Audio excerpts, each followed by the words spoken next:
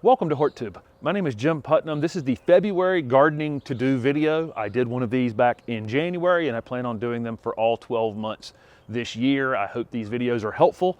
Just to let you know, I'm in zone 7B, almost zone 8. And so if you're in zones 4, 5, or 6, or even 7A, the things I'm showing you in this video, you may wait a little while to do. Those of you who are in zones like 8, 9, or 10, if you haven't done some of these things, you may want to jump on them pretty quick if they're things that you need to be doing in your garden. So let's get started. January didn't have a lot of things to do, really. February is definitely, the pace picks up. And I like to do a lot of garden prep in February. I think it's a great month for that. Yesterday's video that I put up on the channel, I put a layer of compost in the where some vegetables are going in a few weeks. I put a little hoop house over it because I have some rabbits back here that may do some damage to my newly planted vegetables that'll go in this season. So I've prepped that area. It's ready to go, and so it's much easier to not be scrambling later prepping your bed spaces. It's definitely a great time to lay out new bed spaces, to do your bed edging, redefining your edging, and putting compost down in those new spaces that you're going to be planting in this year. Definitely a great time to mulch. February is probably if I had a month, only one time a year I was going to mulch, it would definitely be in February. A lot of our summer annual weeds germinate in March. And so by getting that layer of mulch down in February, we can prevent a lot of those weeds. Not all, definitely can never prevent all the weeds. It's something you're always going to battle. But you can definitely lessen the amount you're going to have during your spring season by mulching in February. And I like to have the beds laid out first. Most people, just because shopping is fun, shopping for plants is definitely fun, go and buy plants and then come home and try to figure out where they're going to put them. February is a great month to, like I say, cut in those edges, put down some compost, maybe go ahead and mulch, just being prepared for the things that you're going to be purchasing, and then looking for things that fit that space rather than the other way around. And so lots of planning in that regard. I have put down compost here, mulched here, done edging here. There's a series of 6 videos I did about a month and a half ago if you want to see the process where I went through and edged the grass in this backyard. I did it all from a drone up above, and so I think that you can get quite a bit out of that. But February is a great month, like I say, to be doing that. If you're further north, I understand the ground's still frozen and it'll be a few weeks, but definitely bed prep before purchasing the plants is definitely better. This is a great month to be cleaning out your perennial beds and cutting back perennials that, the things that die to the ground. As an example, hosta is always an easy example. I always let the foliage die back, and then I leave it there during the winter to help, it helps protect the plants. And then this is the time of year I go into those beds and clean them out, pull out all the old foliage and neaten them up, maybe, redo the edge around the bed and then mulch them and get them looking good before the perennials start coming up. The woody perennials, butterfly bushes being an example of this, lantana for those of you in the South, it's definitely time to cut those things back. And it's time to cut your grasses back for sure. Liriope included in that. If you've got what people call monkey grass, you can actually take a weed eater and just chop it back if you want to. But the new foliage on your grasses will look a lot better than the old foliage on those evergreen grasses like liriope. And then on your dormant grasses, sometimes I'll just ball them up together and tie a string around them and just cut them off low. Leave them up about 6 or 8 inches, but you definitely want to be cutting back your dormant ornamental grasses before the new growth starts on them. So here's a butterfly bush that's about 4.5 feet tall.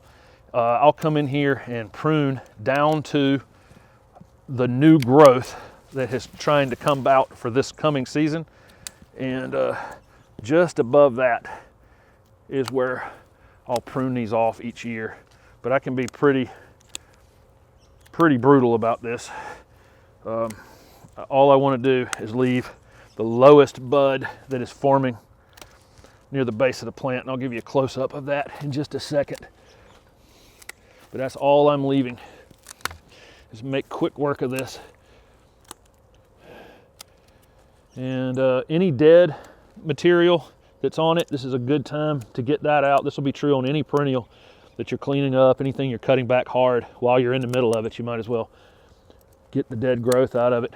Here's a close-up of this butterfly bush, and you can see I just cut it just above the lowest bud that's on each branch.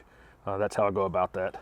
This is a Shindo viburnum here that was here before I got here, and you can see how tall and thin it is. And it also has this other piece. I think two plants had been potted in the same pot, and one of them has declined here on the side. I'm actually just going to take it completely off and probably just take it off right to the ground. It's actually wrapped around in the other one right here and done a little bit of damage. But you can see how thin and wispy this Shindo viburnum is.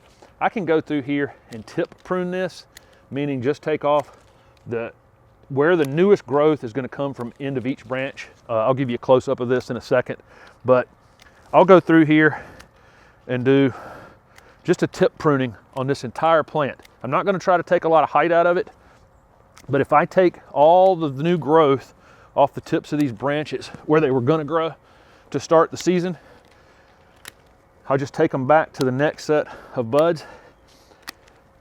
You'll be amazed how much new growth I can force down at the bottom of this plant. And so that's what I do on a plant that looks like this. I can reset it by cutting it back hard, but instead I'm just going to slow the top down. So here's the top of that plant. There's a branch right there, and the terminal end of the bud is right there where the new growth is going to start this year. I'm going to go back down one leaf, one set of leaves right there, and cut it just like that. Okay, here's another one right here. Okay, and so if you have a thin plant like this that you'd kind of like to reset, you don't necessarily have to cut it down to the ground. You can just go around and cut the tips. So February definitely is a great pruning month, especially in the South, but you do have to be careful what you're pruning. I talked about cleaning up dormant perennials, things that have died completely to the ground. I just showed you that Shindo viburnum. It is a flowering shrub, but I'm really just growing it for foliage. So things like ligustrum that you're just using as a screening plant, or boxwood, or some hollies that you're just using as screening. Things that are just green plants to you, or yellow or whatever, plants to you that you're not really growing for a flower. Great months to prune them. The butterfly bushes, the lantanas, the things that bloom on a new wood, meaning that they grow during the season and then form flower buds and flower during the growing season. But there are lots of shrubs that actually have set flower buds the previous fall or even summer and have carried them through the winter. And if you do very much pruning on them, you're going to be taking the flowers off. So you need to know what you have in your yard, and identify them somehow. And then I probably have videos on my channel, and if you hear me say prune after flowering, that means that it's flowering on old wood from last year. If you hear me say prune in late winter, that means that it would be time, this time of year to prune them, because it's the new growth coming back out on the plant that's going to produce the flowers. This can get super, super confusing. Things like hydrangeas, believe it or not, about half the hydrangeas you can prune this time of year, but well, I don't say half. Let's say a third of the hydrangeas, like hydrangea paniculatas, if those of you who have limelights, or white wedding that I've shown you before, those can be pruned now. Annabelles can be pruned hard right now if you have Annabelle hydrangeas, but the big leaf hydrangeas and the oak leaf hydrangeas, you don't want to be pruning them now. You would prune them after they flower. So this can get a little bit confusing. You do need to know. On your flowering shrubs, if you don't know, just leave them be and prune them after they flower. That would be my suggestion to you. Definitely azaleas are pruned after they flower. This loropetalum is I can actually see the flower buds on it right here. It carries them through the winter time and gets pruned after it flowers in the spring.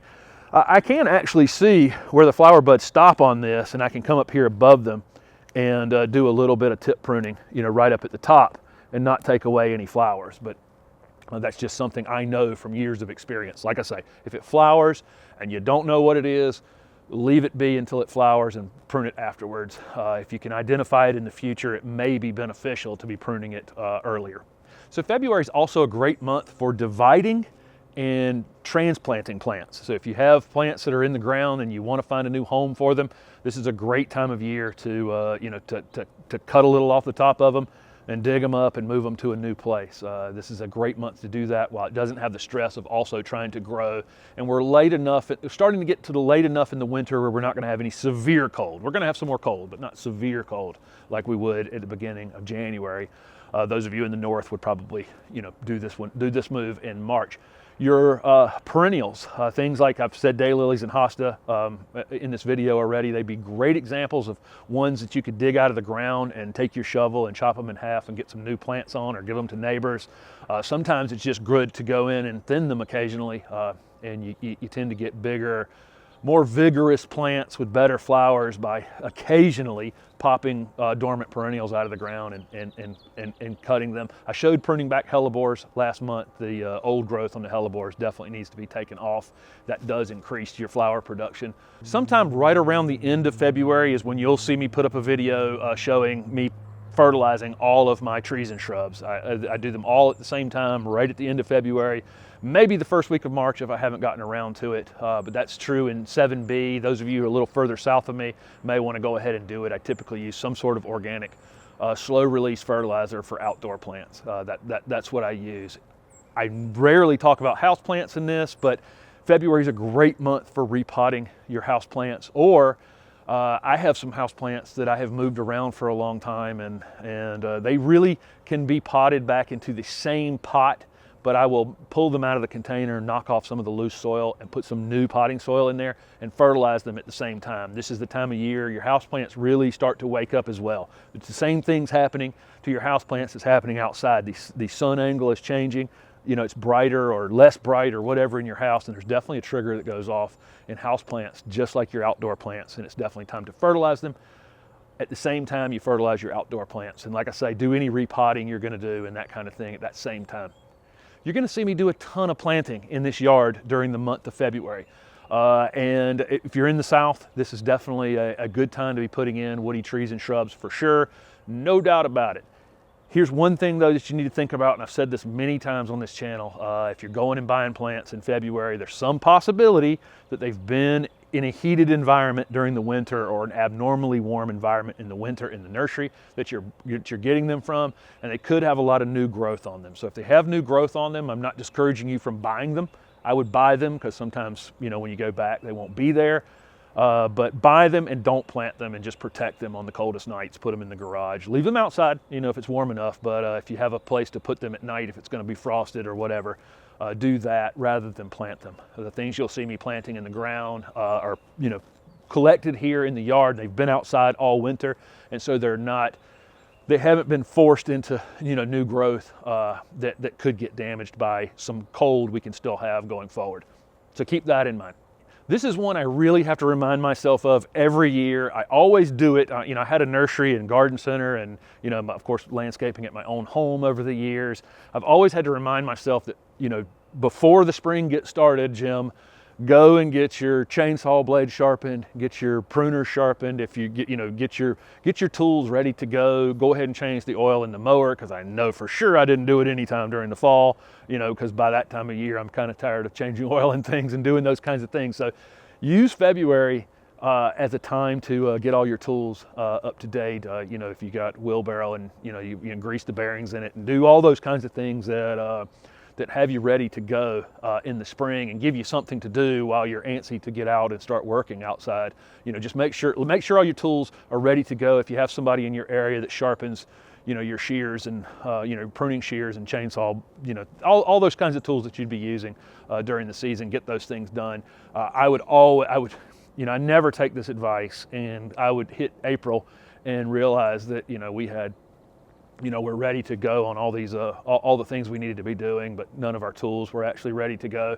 And so now those things need to be done, and February is the best time of year to do them. So if you've watched my channel for any length of time, you'll know I give very little lawn advice. This is definitely not a lawn channel. The lawn in the front yard here looks great, and in the backyard here, there's eventually going to be no lawn here at all. If you followed my channel, I've said that a few times. I did overseed this with fescue and ryegrass in the fall, and it looks fantastic right now. If I cared, this is the time that you would put down pre-emergent herbicides toward late February to prevent all the warm season weeds from coming up, and all the annual weeds like crabgrass and that kind of thing from coming up during the season. It's just not something I care about. It's not something I do. It's not an input that I want to put onto my yard with my dog and that kind of thing. But if you do, this is the time of year to put down pre-emergent herbicide. It's also make sure that your mower blade is sharp, because this time of year the grass can really be kind of heavy, a lot of water in it, a lot of new growth in it, and thicker than it is other times of the year. And so a sharp mower blade is definitely important.